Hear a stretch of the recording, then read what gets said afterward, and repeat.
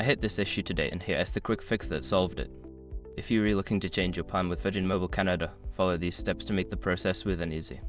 Step 1. Log into your account.